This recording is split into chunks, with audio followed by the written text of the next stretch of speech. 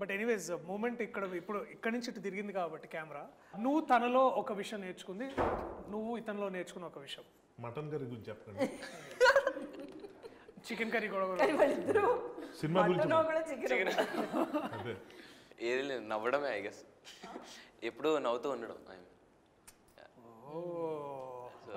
ఎప్పుడు అదే స్మైలీ ఫేస్తో ఉంటుంది చూడడానికి. చాలా అంటే చాలా పాజిటివ్గా ఉంటుంది ఆమె చుట్టూ. Very good, very good. నీకు తనలో నేర్చుకున్న విషయం అంటే ఒక సెట్ లోకి వెళ్ళిపోయాక అన్ని మర్చిపోయి జస్ట్ అందులోనే ఉంటాడు. అది ఇష్టం నాకు. అంటే నువ్వు ఎక్కువ ఇన్స్టాగ్రామ్ చూస్తుంటావా? అడుగుతున్నానండి. అలా కాదు, అంటే ఎవరితో నేను మాట్లాడినప్పుడు ఆ మూడ్ నుంచి రాకుండా ఉంటారు కదా, బట్ వాడు అలా కాదు. అలా అంది. అన్ని క్వశ్చన్లు ఇప్పుడు దాకా నేనే అడిగాను. మీకేమైనా క్వశ్చన్స్ ఉన్నా కూడా నన్ను తప్ప మిగతా వాళ్ళందరినీ కూడా అడగచ్చు. తప్పించుకోవడం తెలియదు అదేంటి అంటే ఇప్పుడు నన్నే అడగాలని ఏం లేదు. రోహిణి గారు హర్ష గారిని అడగొచ్చు, ప్రభావతి గారిని అడగొచ్చు, అలాగే ఇద్దరు పిల్లలు ఎవరు కూడా అడగొచ్చు. అందరూ కలిసి నిన్ను కూడా అడగొచ్చు. అది కూడా కరెక్టే, అది కూడా ఒక మంచి పాయింట్. నా పని చేద్దామండి. ప్రాక్టీస్ చేసే ఐడియా ఏమన్నా ఉందా? లేదు మేడం, ఖచ్చితంగా లేదు. ఐ థింక్ నెక్స్ట్ బేసికలీ అంటే మేబీ దీన్ని కోర్టుని ఇంకో ఫ్రాంచైజీగా ఒక ఫిలిం, అంటే ఇందాక మనం అనుకుంటున్నట్టు ఒక డిస్కషన్లో ఒకవేళ కోర్ట్ అనేది ఒక మంచి ఒక ఫ్రాంచైజీ అయ్యి దాంట్లో నెక్స్ట్ ఇంకేదన్నా కథ వస్తే డెఫినెట్లీ మళ్ళీ ఒకసారి to get back to new law book, maybe that will be very interesting. ఆ రోజు ముందు రాగానే లా బుక్స్తో వచ్చేసాడు. ఎక్కడ దొరికే ఇవన్నీ.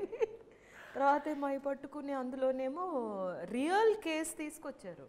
రియల్ కేసు పేపర్స్ తో తీసుకొచ్చి జడ్జిగా ఆయనకి ఇచ్చి ఇక్కడి నుంచి ఇక్కడికి చదవండి, ఒక్క మాట కూడా మార్చకూడదని ఐపీసీ సెక్షన్స్ అన్ని చెప్పడం చూసేసరికి అంత సీరియస్ గాను మెచ్చుకుంటున్నారు.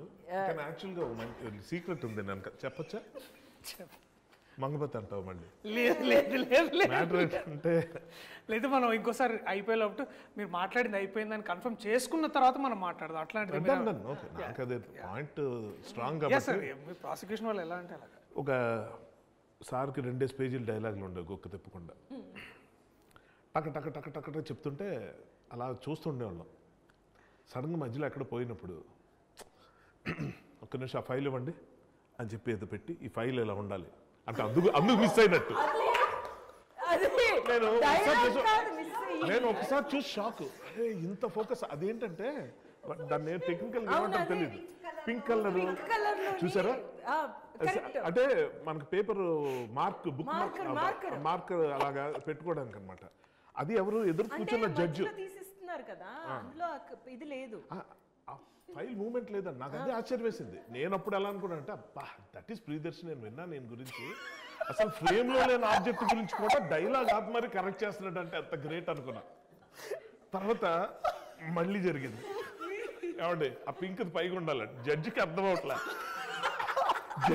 జడ్జికి ఎందుకు అర్థం అవట్లేదు అంటే ఫస్ట్ ఆఫ్ ఆల్ ఓటీఎస్ అన్నారు, ఆయన కుర్చీ ఎంత ఉంది ఆయన కనబడ్డు, కానీ ఆయన కూర్చోబెట్టారు.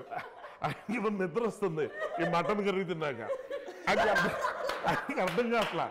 ఏంటి నన్ను ఎందుకు సర్లే కూర్చో మోటివేషన్ కోసమేమో, పోనీ మధ్యలో ఏదన్నా యూ కెన్ ప్రొసీడ్ ఇలాంటి డైలాగులు కూడా ఆయనకి లేవు. 2 పేజీలు లేనివే.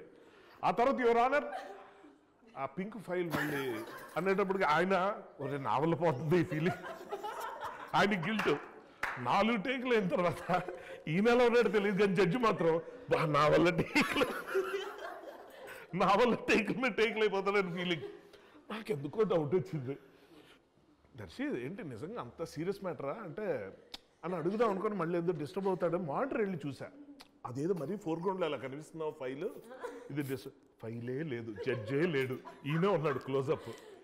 ఓహో, సో యంగ్ జనరేషన్ నుంచి మనం నేర్చుకోవడానికి ఏదో ఉంటుందని పెద్ద పెద్దవాళ్ళు అంటే ఏదో అనుకున్నాం, కానీ ఇవాళ ఈ యంగ్ జనరేషన్ స్టార్ నాకు నేర్పించింది ఏంటంటే మామూలుగా డైలాగ్ ఎక్కడ మిస్ అయితే ఓ సారీ 1 more అనకూడదు. బటర్ పేపర్ ఏంటమ్మా